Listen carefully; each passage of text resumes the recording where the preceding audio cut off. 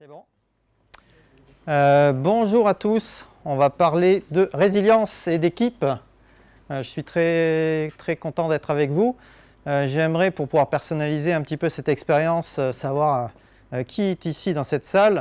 Alors, je voudrais savoir, est-ce qu'il y a des gens qui travaillent dans des organisations agiles? Waouh! Est-ce qu'il y en a qui travaillent encore dans des organisations traditionnelles et qui n'ont pas honte de le dire? Ouais, c'est pas mal. Est-ce que j'ai des PO avec moi? Ouais, pas mal. Est-ce qu'on a des chefs de projet? Faut pas avoir honte, c'est bien, hein. Est-ce qu'on a des décideurs? Ah! Super.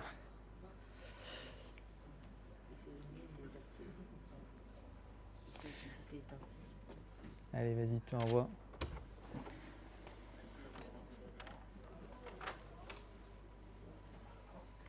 Allez, c'est bon, on passe au suivant. Ok. Allez, on s'installe vite. Bon, clairement, la plupart des projets démarrent mal pour 3 raisons majeures. J'espère que vous serez d'accord avec moi. En tout cas, c'est mon constat. Alors, d'abord, un manque de compétences ou les mauvaises personnes mobilisées. Pas de bol, on n'a pas la bonne équipe pour réaliser le projet. Deuxième, c'est un manque de moyens ou un manque de ressources. Et le troisième, c'est un manque d'engagement des collaborateurs. Je vous ai mis une petite stat assez marrante, c'est qu'on a posé cette question-là dans un certain nombre d'entreprises, aussi bien en France qu'en Europe, et on s'est aperçu que 71% des répondants ont dit « oui, l'engagement des collaborateurs permet d'atteindre nos objectifs ». Bon, force est de constater qu'il y a un problème quelque part. Youpi! Mais j'ai une bonne nouvelle pour vous, il n'y a pas de fatalité. Alors pourquoi? Parce que il existe un outil ultime que je vais vous présenter et qui se nomme la matrice de compétences agiles. Bonjour, je me présente, je m'appelle Mathieu Alouche, je suis coach organisationnel, expert agilité et qualité. Voilà. J'ai un parcours à la base d'ingénieur réseau, j'ai fait du dev. Je suis passé DSI pendant une petite dizaine d'années dans une PME qui est devenue une belle entreprise. J'ai été pilote de projet IT et puis après j'ai été serial entrepreneur. J'ai créé pas mal d'entreprises, toujours dans la tech. Et une fois que j'ai fait ça, je suis revenu dans la qualité. Je suis passé à l'IT dans une boîte que certains connaissent et ils en sont encore aujourd'hui. Et puis aujourd'hui, je suis agiliste et mentor. Allez, super. Alors, la grille de compétences, c'est quoi? C'est juste une simple grille, sauf qu'elle est ultra classe. Alors, on va trouver des trucs super sympas. Allez, on y va, on clique. Super. Alors d'abord, qu'est-ce qu'on trouve dans une matrice de compétences? On va trouver une liste de compétences. Je vous ai avec moi, c'est génial. Ensuite, on va trouver un deuxième truc qui est super cool. Allez, ça clique. Oui, le nombre et le niveau requis total. On a des compétences, mais il nous en faut combien de ces compétences? Un troisième truc, des équipiers. C'est pas mal dans une équipe d'avoir des équipiers. Et enfin, une grille d'adéquation. Niveau intérêt. Et puis plus particulièrement aussi responsabilité. RACI. Qui sait ce que c'est un RACI? Waouh, j'ai de la chance aujourd'hui. Allez, on passe. Ok, alors, vous avez compris ce que c'était une matrice de compétences sauce agile. Maintenant, je vous donne un petit peu le mode op. Au départ, on va chercher à identifier la phase clé du projet dans laquelle on est. Il est évident qu'on ne fera pas la même chose si on est au début, au milieu ou plutôt à la fin. Et qui dit une phase du projet, on va essayer de définir les objectifs. Deuxième étape, on va identifier les compétences clés qui vont être nécessaires pour cette phase du projet. Ensuite, on va évaluer les compétences de l'équipe et puis identifier les criticités.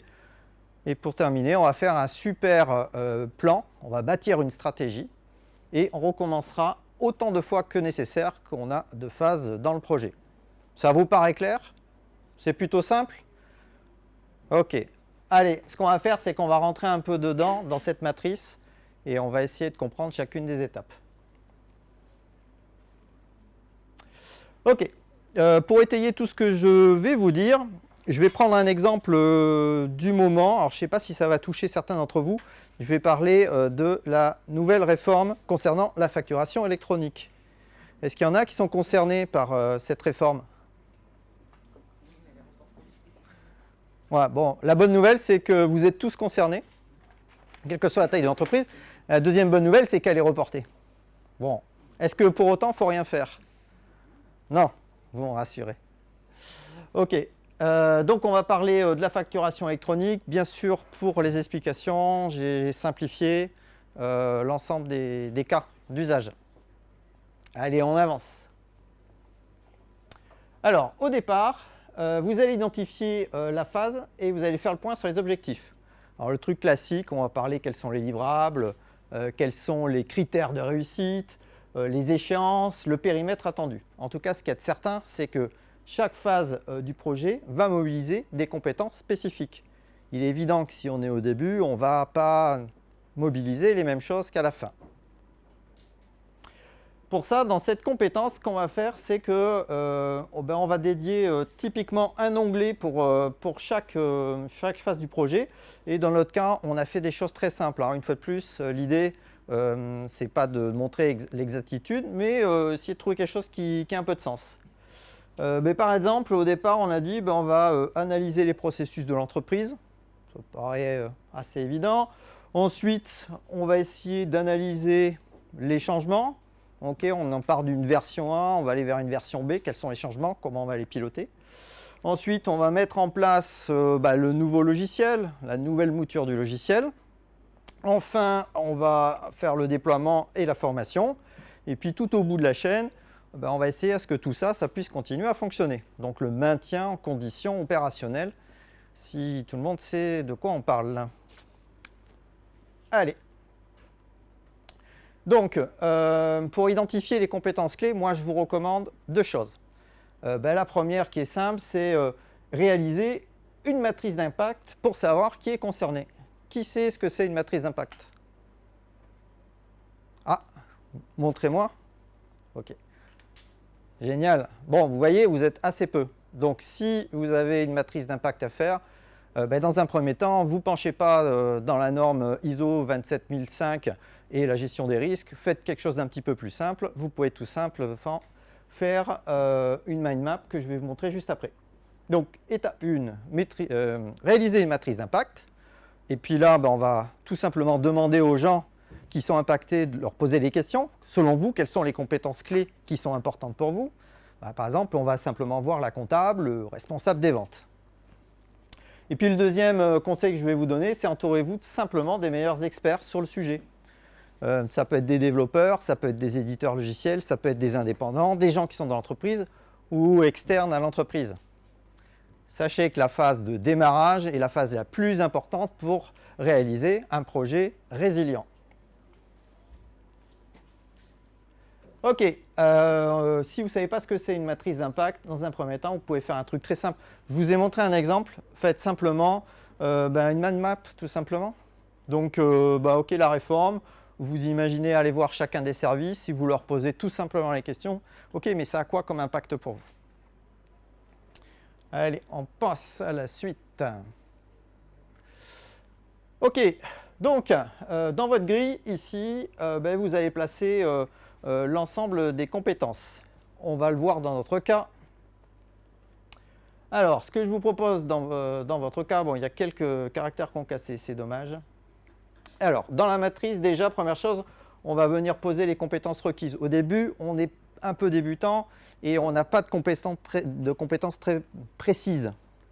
Donc, on ne s'embête pas. On va dire une expertise réglementaire. On va venir mettre par exemple la comptabilité interne. Voilà.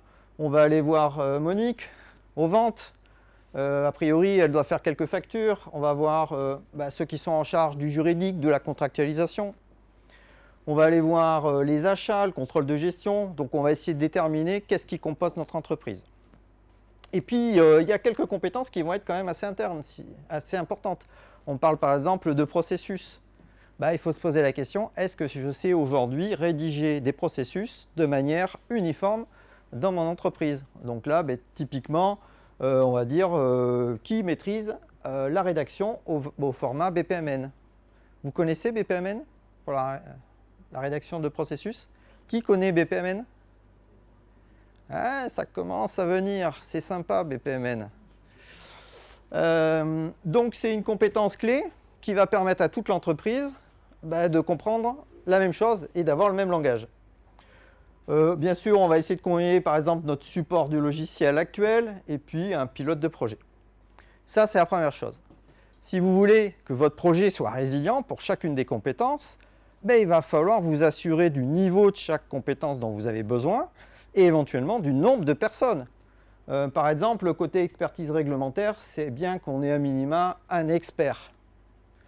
Un autre exemple, notre fameuse rédaction BPMN. On va avoir des gens qui vont venir interroger tout un tas de processus dans l'entreprise. Il va nous falloir beaucoup de manœuvres. Donc là, typiquement, ce qui serait bien, c'est par exemple avoir au moins un expert, et puis on estime qu'il faudrait peut-être avoir 3 personnes qui sont au moins pratiquants de la norme BPMN. Ce n'est peut-être pas des experts, mais ils vont pouvoir le faire. Mais je ne vais pas prendre pour autant des débutants. Parce que si je mets du débutant, je mets du risque. Si je mets du débutant, je risque peut-être d'écrire des choses qui ne sont pas conformes à ce qu'on fait dans mon entreprise. Ici, vous avez un total, et dans ce total, je peux voir d'ores et déjà où j'ai du risque. Donc partout où j'ai du orange, potentiellement, je sais que j'ai peu de ressources ou que je vise peu de ressources. Ça sera plus facile pour moi de l'atteindre. Par contre, si j'ai une défaillance sur une des ressources, mon risque, c'est que je reste planté. Ok, donc dans le genre, tous les pictos ont cassé, c'est pas très grave. Bon, le but, c'est d'évaluer les compétences de l'équipe. Donc, en haut, on va venir renseigner donc, le nom des membres. Ça, c'est facile, dans les en-têtes. Et on va demander cette fois-ci à chacun d'entre eux d'indiquer pour chaque compétence leur niveau. Et c'est là où on dit que c'est une matrice de compétences agile. Le but, c'est pas que le chef de projet ou la personne qui est en haut de l'entreprise dise « ça va être Monique à la compta qui va le faire parce qu'elle est experte ». Non, non, ce qu'on va faire, c'est qu'on va demander à chacun des membres d'évaluer leur propre niveau, comment ils se sentent vis-à-vis de ça. Et c'est à ce moment-là qu'on va commencer à créer de l'engagement. La deuxième chose, on va leur poser une question simple, c'est mais du coup, sur ce sujet-là, quel est votre intérêt? Donc, il est clair que quelqu'un qui fait de la comptabilité, a priori, il a plutôt un intérêt sur le sujet. Mais par contre, quelqu'un qui est au support informatique, peut-être qu'il n'a aucun intérêt pour la compta. Donc, du jour au lendemain, il va se retrouver avec une multitude de questions. Oh mon Dieu, donc il ne l'intéresse pas du tout. Et si ça ne l'intéresse pas, à votre avis, qu'est-ce qui se passe? Eh oui, on crée du désengagement, malheureusement. Donc, pour ça, ça va vous permettre de savoir, du coup, 1, si vos compétences sont maîtrisées, 2, celles qui nécessitent d'être développées. Là, vous devez commencer à voir où c'est qu'on veut arriver. Allez, donc comment ça se traduit ça? Donc, je vais retrouver Monique, Thierry, Franck, Matt, le PO. Oh, c'est moi. Très bien. Et puis là, je vais retrouver l'ensemble ici de mes compétences. Voilà. Donc maintenant, la phase, c'est de leur demander de remplir un petit peu tout ça. Allez, on clique. Voilà, alors, on va laisser chaque personne répondre. Alors là, pour l'exemple, je suis passé à la fin du projet. Vous voyez, j'ai sauté quelques étapes et je suis parti sur la partie maintien en condition opérationnelle. Et alors, qui c'est qu'on a prévu pour cette étape-là? On a prévu Édouard, Thierry, Franck et Matt. Moi, j'y suis toujours. Donc, on a demandé à Édouard. Donc, Édouard, c'est le support chez nous de niveau 1. Et on a demandé à Édouard qu'est-ce qu'il en pensait lui. Édouard, il nous a dit que ok, sur le support de niveau 1, ouais, il est hyper expert et de toute manière, ça l'intéresse. Par contre, concernant la facturation de niveau 2, bon, ben, il est plutôt pratiquant, ce n'est pas un expert absolu. Donc s'il y a des questions de factu un peu pointues, il risque d'être peut-être d'être out, mais par contre, c'est un sujet qui l'intéresse. Il me l'a dit, c'est un sujet qui l'intéresse. Côté logiciel, par contre, il est plutôt novice, mais là, c'est pareil. Il aime bien ce logiciel, il trouve qu'il est cool, il aime bien l'éditeur. Donc, il m'a dit que ça l'intéressait. Ensuite, par contre, sur d'autres sujets, là, on parle de monitoring. Bon, là, à peu près. Par contre, scan de vuln, je sais pas quoi. Bon, là, ça l'intéresse pas du tout.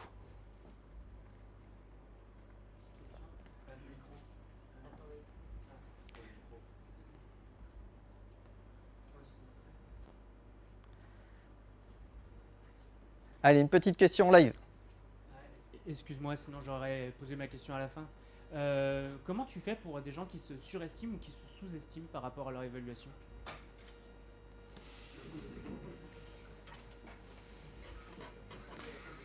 Globalement, c'est plutôt rare. Voilà, ça arrive, pour être très franc, mais c'est plutôt rare.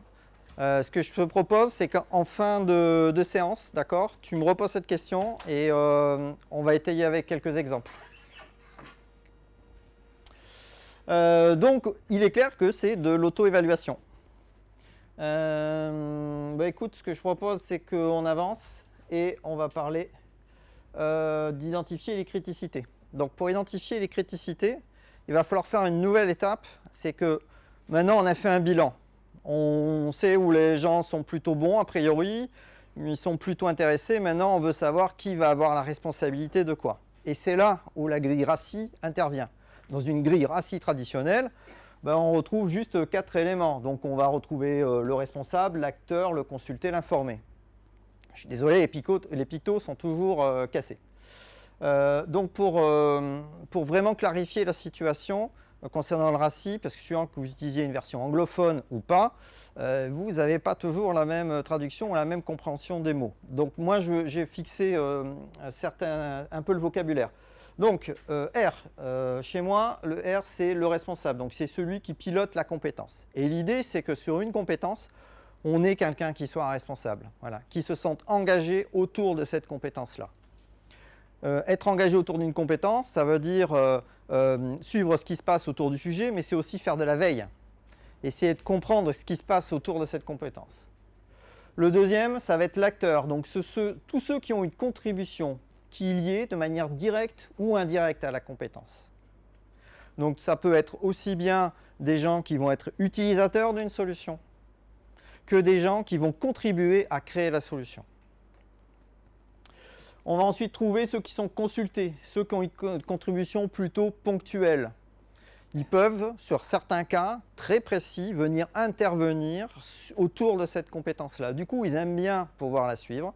Et ou, c'est le deuxième type de personnes, ceux qui sont capables d'intervenir parce qu'on sait qu'ils maîtrisent cette compétence-là. Ils ne la produisent pas forcément au quotidien, mais on peut venir les consulter pour avoir un coup de main.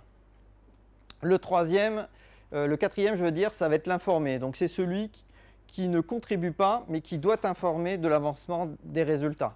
La plupart du temps, on va retrouver deux types de populations. Soit ça va être plutôt des directions qui veulent comprendre qu'est-ce qui se passe, mais ça peut être aussi des responsables, ou ça peut être tout simplement aussi des utilisateurs. On peut avoir des topologies d'utilisateurs qui aiment être informés. Si vous êtes dans des grosses entreprises, vous avez par exemple ce qu'on appelle des référents. Alors, je ne sais pas si vous avez des grosses entreprises ici, mais si vous avez des grosses sociétés, vous avez besoin de référents pour savoir un peu ce qui se dit, ce qui se fait. Et puis, c'est des gens qui portent votre parole. Et bien, du coup, dans ces cas-là, ces gens-là, il ne faut pas les oublier, il faut absolument qu'ils soient informés. Donc là, ce qu'on va faire, c'est que on va identifier les compétences critiques, on va définir un niveau de participation RACI. Yes, alors, ça donne quoi ça? Alors, première chose qu'on va faire, c'est qu'on va veiller sur chaque compétence à ce qu'on ait un responsable. Donc typiquement, on a un seul coup d'œil, on a un truc un peu visuel en disant, tiens, sur cette compétence, on n'a pas de responsable. Ou j'ai l'inverse. Je me retrouve des fois avec des gens, ils sont responsables de tout, parce que ça leur plaît beaucoup. Que responsables de tout. Donc là, on sait qu'on va devoir gérer de l'humain. Ensuite, ce qu'on va faire, c'est qu'avec cette big picture, on va essayer de comprendre des trucs qui vont peut-être poser des problèmes. Là, typiquement, sur cette grille, moi, j'ai identifié 3 problèmes majeurs. Le problème numéro 1, c'est concernant notre support de niveau 1. Ici, sur le suivi fonctionnel, lui, il se sent non concerné. En gros, le logiciel, ok, je veux bien vous aider, mais par contre, faire de la veille dessus, comprendre un peu les mises à jour, c'est pas mon trip. Et ça, quand on a un support niveau 1, ça pose un problème. Donc ici, moi, ça va être difficile pour moi de le positionner. Ça ne sert à rien parce que même si je lui dis qu'il est responsable, même s'il est consulté, même s'il est informé, de toute manière, son désengagement fait que ça ne sera pas très résilient, malheureusement. Notre deuxième, c'est notre comptable. Lui, par contre, lui, il est vraiment top en comptabilité. C'est celui qui maîtrise toute la boîte. Mais lui, il a un vrai problème, c'est que le support, lui, ça le gonfle, hein. Il a dit, puis ça ne l'intéresse pas. Parce que tous ces petits trucs, pas très techniques, il y en a plein à gérer. Puis de toute façon, il n'aime pas trop les gens, il n'aime pas bien parler avec eux. Donc lui, il a dit, moi, je me sens non concerné. Donc là, vous allez avoir un sacré problème. Parce que si notre ami Édouard, il est dans la panade, il va faire comment, Édouard? Il ne va pas le faire, il va être coincé. Puis là, j'en ai un troisième problème, c'est le product owner. Matt, le PO, lui, il est super novice sur toute la facturation niveau 2. C'est des trucs, la facture de base, ok. Par contre, des trucs hyper pointus vis-à-vis de la réforme, moi, ça va être un peu compliqué. Puis alors, le problème, c'est que c'est moi le PO. Donc ça veut dire que non seulement il faut que j'aille creuser le problème, je vais faire de la discovery, je vais faire de la delivery avec mes équipes, mais moi, la facture, je suis plutôt novice. Donc là, il va falloir sûrement prévoir une action. Donc, soit je suis vraiment non intéressé, dans ces cas-là, il va falloir qu'on discute. Je ne suis peut-être pas la bonne personne dans l'entreprise. Soit je suis intéressé, il va peut-être me manquer un petit peu de formation. Allez. Ok. Donc, c'est là où on va commencer à bâtir un plan. Alors, qu'est-ce qui se passe dans ce plan? Déjà, on pourrait éventuellement prévoir des montées en compétences pour ceux qui le désirent. Vous allez voir, vous allez découvrir des gens qui vont se positionner sur des compétences qui les intéressent. Ils sont absolument néophytes, ils n'ont pas de niveau, mais c'est un sujet qui les intéresse. Quand quelqu'un s'ennuie dans une entreprise, c'est un peu systémique, mais c'est pas mal de lui proposer éventuellement de traverser quelques bureaux et d'aller ailleurs dans un autre service. Donc ça, c'est la première chose. Donc des plans de formation, éventuellement être en pair avec un expert sur le sujet. Vous avez un développeur débutant qui est intéressé sur un sujet, vous le mettez avec un développeur expérimenté pour faire des trucs sympas. Mais ça ne marche pas que dans la tech, ça marche dans tous les domaines. Une autre solution dans le plan, c'est accueillir un nouvel équipier interne à l'entreprise, par exemple. Le troisième, ça va être, si ce n'est pas interne, pourquoi pas le recruter, faire un recrutement d'une nouvelle ressource. Mais cette ressource, est-ce que je suis obligé de la positionner interne à l'entreprise? Non, je peux décider aussi de prendre une prestation. Alors ça peut être une prestation dans un freelance, ça peut être une prestation en régie via une entreprise de portage. Je peux aussi décider de dire je ne suis pas du tout mature pour porter cette transformation, pour lancer ce nouveau projet, je vais simplement acheter la prestation. Mais du coup, quand je vais acheter cette prestation, je vais pouvoir la bâtir sur un plan sérieux. Je ne suis pas parti au hasard. J'ai compris quel était le besoin. J'ai des gens en interne qui vont pouvoir relayer cette prestation. Ce n'est pas parce que je l'achète qu'elle va être livrée clé en main. Ce n'est pas un ordinateur que vous achetez, vous le posez là, puis vous dites c'est le moment, c'est pour vous, il va falloir y aller. Et puis le troisième point dans votre plan, ça va être par exemple de faire un changement de responsabilité. Alors l'exemple typique, c'est qu'on avait imaginé une personne être responsable d'un projet, et puis à ce moment-là, on s'aperçoit qu'elle n'a ni les compétences ni l'envie d'y aller. Donc dans ces cas-là, il est urgent de trouver quelqu'un d'autre.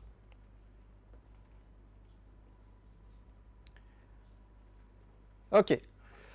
Allez, je prends vos questions et vos réponses. On va commencer. Est-ce qu'on se la repose la question alors? On peut, hein. C'est parti, le micro.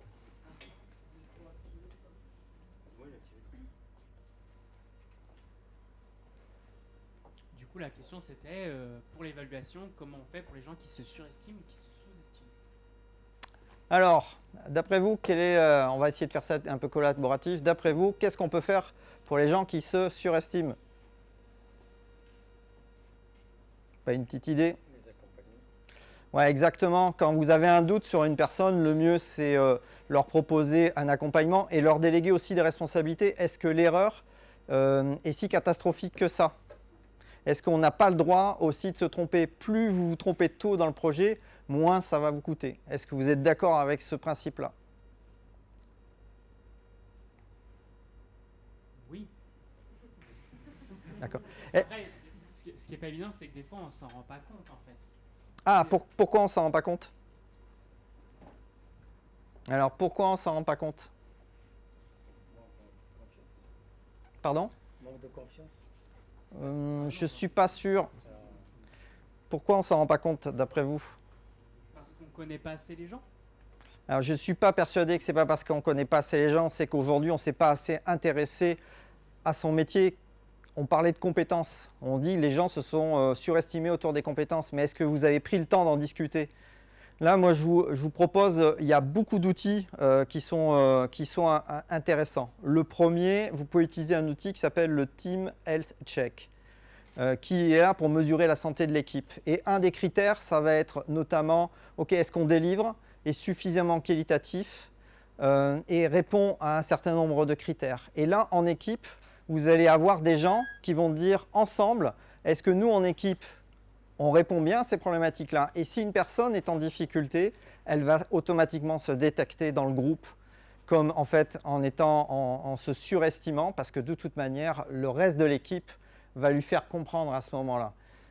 Il est évident qu'il faut rester bienveillant, d'accord? Quand je dis bien autour de ça, il faut vraiment rester bienveillant. Mais si vous engagez la conversation, la personne va pouvoir avoir les moyens de comprendre que peut-être qu'elle se surestime. Maintenant, ça ne vous empêche pas de dire « Ok, je vais quand même te donner ta chance ». Donc, moi, ce que je vous engage, c'est justement d'engager le dialogue. La deuxième chose que vous pouvez faire vis-à-vis, on a parlé, tu peux revenir juste un petit cran avant. Là, sur le changement de responsabilité, on avait dit on pourrait éventuellement imaginer d'autres scénarios de collaboration. Je vous propose un deuxième outil qui s'appelle les Moving Motivators. Vous allez pouvoir lui faire plusieurs propositions et vous allez voir en quoi ça va la motiver ou en quoi ça va la démotiver. Quelqu'un qui cherche à se surestimer, c'est qu'il a un manque de reconnaissance. Donc vous pouvez très certainement travailler sur ce manque de reconnaissance avant qu'il essaye en fait de faire des choses au-dessus de ses capacités. Je prends d'autres questions. Moi, c'est pas une question. Alors, je passe le micro après. Petite question, jusqu'à quel niveau de détail il est intéressant d'aller pour le niveau de compétence? yes. Pour la liste des compétences. Yes. Bon, très clairement, là, dans cet exemple, vous avez vu, j'ai pris 8 compétences. Dans certains cas, dans certaines phases, plus vous allez avancer, plus vous allez être mature, plus vous allez vouloir mettre des compétences hyper précises. Par exemple, il est capable de manipuler telle chose dans tel endroit. Le but de cet outil, c'est d'avant tout d'engager la conversation. Il n'est pas là pour faire une super grille de surveillance avec des loupiottes qui s'allument dans tous les sens. Donc je vous déconseille de descendre trop bas dans les compétences. Maintenant, sur des cas concrets, donc moi je l'ai essayé sur 2 ans, sur un peu plus d'une vingtaine d'équipes. Dans des cas concrets, on peut quand même arriver à une trentaine de compétences. Cette trentaine de compétences doit être portée par une équipe pas trop grande, pas trop petite. Et c'est là où ça va se compliquer un peu, parce que c'est pour ça que je vous demandais, est-ce que vous êtes plutôt dans une entreprise traditionnelle avec des trucs très silotés? Et dans ces cas-là, on va parler plutôt des contrats de service. On pense peut-être à du utile ou des choses comme ça. Dans ces cas-là, il faudra peut-être en effet créer, pas un onglet pour le maintien en condition opérationnelle, mais peut-être 2 onglets. Et dans ces cas-là, ça va vous permettre de descendre un tout petit peu plus bas dans le niveau de compétence. De manière globale, dites-vous si vous êtes aux alentours de 20, Entre 20 et 30 compétences, c'est normal. Au début, vous allez en avoir 10 en disant je ne sais pas quoi y mettre, c'est affreux. Et quand vous allez à la fin, j'ai envie d'en mettre 150. Donc il va falloir trouver le juste équilibre. Est-ce que ça répond suffisamment? Oui, oui, ça marche. Bah, c'est surtout par rapport à des équipes de développement. Est-ce qu'il faut rentrer dans le détail du langage directement qui est utilisé par les développeurs ou rester un peu plus macro à ce niveau-là? Techno. Alors, c'est intéressant justement. J'aimerais avoir ton point de vue, Julien, puisqu'on se connaît un petit peu. J'aimerais avoir ton point de vue, Julien, justement. Toi, est-ce que tu mettrais justement le langage? Est-ce que c'est ça la bonne compétence? En fait, je mettrais ça en rapport avec le logiciel ou le produit qu'on est en train de faire. Si c'est une compétence qui est clé pour ce produit-là, oui, il faut qu'elle figure. Si c'est quelque chose qui est réparti avec plusieurs équipes ou qu'il y a plusieurs équipes de développement, je n'entrerai pas forcément dans le détail. Ouais, je pense que c'est plus qu'une excellente réponse. Si vous avez lu un peu Team Topology, alors je ne sais pas si vous avez vu Team Topology, on va essayer de créer des équipes support. Et ce qui est important, c'est plutôt le service qu'elle délivre et pas forcément comment on va le faire. Donc, si c'est un point absolument clé pour l'évolution, bien sûr qu'on va s'attacher à comprendre où c'est qu'on en est et chaque version va réclamer de nouvelles exigences et ces exigences, on va vouloir la mettre au sein de la matrice de compétences pour voir justement si les personnes vont s'en saisir ou non. Mais de toute manière, cet artefact, il est là pour engager la conversation. Donc la bonne granularité est importante et très clairement, c'est votre expérience qui fait que soit ça va marcher, soit ça va être abandonné. Merci Julien pour cette très bonne question. Allez, est-ce qu'il y en a d'autres des questions? J'ai une question devant. Alors moi je sais pas si c'est une question, mais en tout cas je la pose là et après faut voir. Pose ça là. Je reviens sur la question d'avant. En fait, c'est la place à la confiance, puisque la matrice de compétences, comme vous l'avez dit, c'est de laisser les équipes, les membres de l'équipe. Ouais, c'est une matrice de compétences agile. Renseigner par eux-mêmes. Donc il y a un certain niveau de confiance. S'il dit qu'il est expert, on le laisse faire et on l'accompagne. Et après, effectivement, dans le temps, on verra s'il est expert ou pas expert. C'est aussi un moyen de. C'est aussi pour ça que c'est important de le mesurer ce qu'ils disent. Non, ça n'a pas d'importance. En fait, c'est pour ça que c'est important de le faire en équipe. De toute manière, si quelqu'un va se sous-estimer, le reste des équipiers va dire non, tu rigoles, en fait, tu es hyper expert sur le sujet, qu'est-ce que tu dis? Voilà, donc c'est pour ça que c'est important de le réaliser en équipe. Dans cette matrice de compétences, vous allez trouver beaucoup de choses. Maintenant, ce n'est pas pour autant que vous allez pouvoir vous en servir de grille RACI si vous êtes vraiment dans une organisation traditionnelle. Est-ce qu'il y a d'autres questions?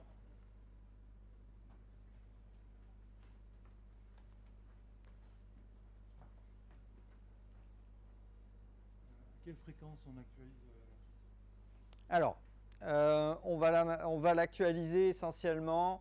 Il y a deux granularités. La première, c'est que on va, comme je vous ai dit au départ, définir des phases clés d'un projet. Et c'est là où on peut discuter, parce que c'est quoi une phase clé d'un projet? Il faut rediscuter souvent des objectifs.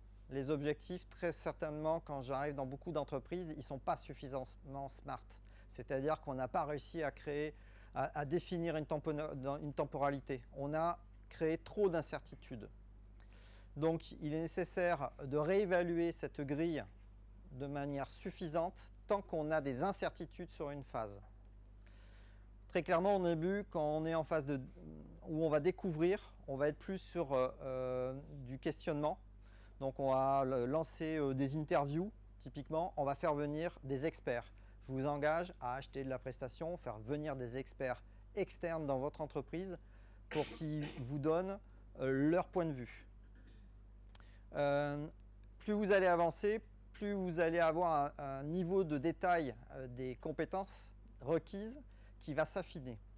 Et là, vous allez pouvoir dire, je commence à tenir quelque chose. Les objectifs me semblent bons, les compétences qui me sont listées me semblent tangibles. À ce moment-là, vous pouvez dire, je vais avancer. À chaque fois qu'il y a un doute autour de cette phase, il faut se poser la question, c'est est-ce que je suis bien dans mes objectifs ou est-ce que malheureusement j'avais mal défini mes objectifs? En soi, c'est pas grave, on est agile. et on va du coup s'adapter. On va introduire donc les nouvelles données qu'on a acquises et qui vont sûrement avoir des impacts. Ces impacts vont être de nouvelles compétences qu'on avait complètement oubliées ou sous-estimées. Ça peut être la première chose. Ça peut être des compétences existantes sur lesquelles on n'avait pas imaginé qu'il fallait aller si loin. Voilà. Donc à ce moment-là, on décide de la revoir. Au début, vous verrez souvent, plus vous allez avancer, moins vous verrez souvent. Le vrai risque, c'est plutôt en fin de projet, quand on a mis le produit, le service en production, la matrice de compétences, on l'a mis de côté et au bout de 2 ans, on l'a même oublié. Voilà.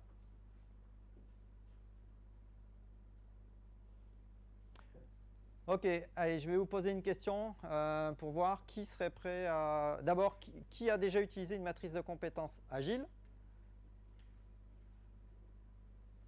Yes. Est-ce que je pourrais avoir le micro pour madame, qu'elle nous dise, je suis très curieux. Alors j'aimerais savoir dans quel contexte vous avez mis en place cette grille de compétences agiles. Alors j'étais chez un client, j'étais Scrum Master de l'équipe.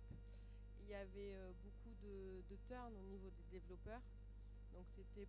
Ah, on a un problème de micro, c'est ça? C'est juste le petit micro, on va... Je commence du coup. Ouais, désolé. Donc j'étais chez un client en tant que Scrum Master. Il y avait beaucoup de turn au niveau des développeurs et c'était pour s'assurer qu'on ne perdait pas en compétences pour continuer le projet. En fait. Ok, donc c'était plus pour vérifier que vous aviez toujours les compétences. Oui. Moi, je l'utilise plutôt dans le sens inverse, hein, vous l'avez compris. Je l'utilise comme un outil d'engagement plus que pour un outil de contrôle. L'équipe était déjà engagée quand je suis arrivée, donc on l'a mis en place. Et après, de voir aussi, il y avait des juniors, donc de voir comment ils progressaient et voir si on couvrait davantage de compétences au fil du temps. Génial. Est-ce qu'il y a une autre personne qui voudrait témoigner autour de la mise en place de sa matrice de compétences? Et après, je vais vous demander à tous de savoir si vous êtes prêts à la mettre en place. Qui aimerait la mettre en place? Ah, là-bas. Je l'ai vu dans plusieurs boîtes. Et chez nous, quand on met en place une matrice de compétences, c'est aussi pour qu'il y ait un déclic des personnes qui gèrent les budgets sur voilà tout le parc applicatif et voilà les personnes que vous avez en face. Et voilà les trous dans la raquette qu'il y a et du coup le petit pas qu'il faut faire pour aller chercher une stabilité aussi dans les bidommages, etc. Ouais, génial, donc c'est un bon outil d'après vous pour pouvoir convaincre en disant finalement on n'est peut-être pas si loin mais il va falloir quand même investir. Ouais, ou du moins qui se prise de rend compte visuellement des trous dans la raquette. Ouais. Génial. Est-ce qu'il y a quelqu'un d'autre qui veut témoigner? Allez, après c'est à vous. Deux types de matrices. Une au début d'un projet pour évaluer par rapport à chaque langage et techno le niveau de compétences qu'on avait, pour prévoir les formations ou les recrutements qui étaient à faire. Donc ça a été au départ du projet. D'accord. Est-ce que ça avait été mis en place de cette manière-là ou ça avait été évalué d'une autre manière? Non, ça avait été mis en place. Comme ça, en disant, voilà, on a listé les compétences. Oui. Donc il y a ça. Et après, en fait, une deuxième matrice, mais qui, moi, me permettait d'identifier dans l'équipe de dev quels étaient les experts sur une compétence. Et comme ça, quand on avait des problèmes en prod, quand on avait des sollicitations, plutôt que d'avoir un capitaine qui répondait à ces sollicitations externes, de pouvoir solliciter les personnes sur des problématiques ciblées. Comme ça répartissait un peu la charge et puis ça dynamise un peu l'équipe et ça la motive. Ah, génial, super. Je crois que j'ai un dernier témoignage là.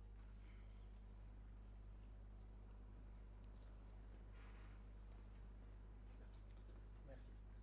Alors moi au début je l'ai mise en fait parce que je suis arrivé dans une nouvelle entreprise. Donc justement pour faire l'accompagnement au changement avec l'agilité en tant que manager ici. J'ai un passé de développeur jusqu'à Scrum et donc je ne connaissais pas les équipes, j'en ai plusieurs. Et donc je l'ai mise en place déjà pour connaître l'expertise des équipes, c'est-à-dire ils l'ont rempli eux-mêmes. Et ça m'a permis aussi, je rejoins un peu ce qui s'est dit avant, déjà pour les accompagner en tant que manager, si c'est des prestations externes, parce qu'ils n'ont même pas l'expertise. Aujourd'hui, nos métiers nous demandent d'être moto à 5 pattes. Et si je n'ai pas les compétences, on ne peut pas répondre. Donc c'est aussi un argument de la direction pour recruter ou éventuellement aller chercher des prestations. Et ça permet aussi aux équipes d'autres compétences qui veulent s'améliorer. Ils disent bah, moi ça m'intéresse, je suis initié, j'ai besoin de formation. Et ce qui permet aussi d'accompagner les équipes tout en répondant aux besoins métiers. Très bien. Merci. Une question? Non, je vais juste témoigner si je... Ah oui, mais bien sûr. Je suis un peu timide au début. Bonjour à tous. Donc oui, mais arrivé à mettre en place une matrice de compétences, je suis arrivé chez un client en tant que test lead. On avait l'équipe de Agile était réduite à une seule équipe avec un seul QI. Et 3 semaines après mon arrivée, il y avait 3 nouveaux QI qui sont arrivés dans le projet. Donc là, je me suis rendu compte que la seule test lead qui était sur place était hyper sollicitée, qui était aussi très saturée. Donc le but c'était de mettre en place une gestion de risque, donc la matrice de compétences, de savoir qu'est-ce qu'on avait comme fonctionnalité, qu'on attendait des QI, la lister, aller voir les métiers pour le faire valider, au moins que cette fonctionnalité qui était importante au niveau de ce qu'on avait comme test à faire. Après qu'ils s'évaluent là-dessus, et aussi mettre en place un plan de montée en compétences. Et en fait, l'avantage avec ce que je trouve, j'avais prévu avec cette matrice, c'est que de 1, si quelqu'un était absent, suivant les compétences d'une équipe, s'il y a quelqu'un qui est absent dans une équipe agile, c'est ne pas bloquer les thèses, donc pouvoir répartir un peu les QA sur ces équipes-là. Et puis en même temps, comme ils travaillent en équipe agile, ils avaient un temps qui était accordé à l'équipe agile, c'était parallèlement créer de la ressource, en fait, donner du temps pour qu'ils puissent se former. Donc mettre en place après tout ce qui est formation par des métiers ou des TO, pour tout le monde qui tape en compétences. Et là, les 6 premières semaines, c'était d'abord de faire un état des lieux et comment est-ce qu'ils évoluaient. Et après, en fonction de ça, mettre en place une stratégie qui était beaucoup plus réelle, parce que j'estimais que vu qu'ils ne connaissaient rien et que je ne les connaissais pas, le premier planning, c'est vraiment quelque chose d'assez court et pas très précis. Par la suite, donc j'ai mis en place un planning sur 6 mois avec des montées en compétences et un espacement un peu plus rare pour l'évaluation au départ. Assez souvent. Voilà, merci de m'avoir écouté. Bon, merci. Du coup, on va arriver sur la fin. Donc, le modèle que je vous ai montré m'a été inspiré de quelqu'un qui est sur LinkedIn, qui s'appelle Christophe Pagès, si vous allez le voir. C'est un super agiliste. J'ai travaillé à peu près 2 ans sur cette grille que j'ai fait évoluer. Si vous la voulez, il suffit tout simplement de me contacter sur LinkedIn ou éventuellement sur une des coordonnées que vous retrouvez là. Je vous enverrai donc le modèle que vous avez vu. Je vous enverrai aussi le kit avec une petite fiche pratique. Je vous mettrai aussi les slides à disposition et je me tiens éventuellement à disposition de vous si vous avez des questions sur des cas précis sur lesquels vous rencontrez des difficultés. Parmi les gens vous pouvez me remontrer qui ne connaissait pas du tout la notion de matrice de compétences. Ok. Parmi donc la petite dizaine de personnes, est-ce que c'est quelque chose qui vous a convaincu? Oui. Bon, j'ai réussi ma mission alors aujourd'hui. Je vous remercie, puis je vous dis à bientôt.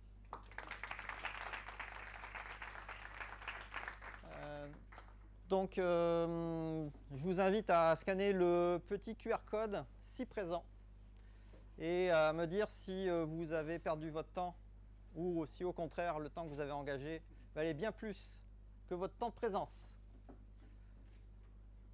Allez, merci à tous.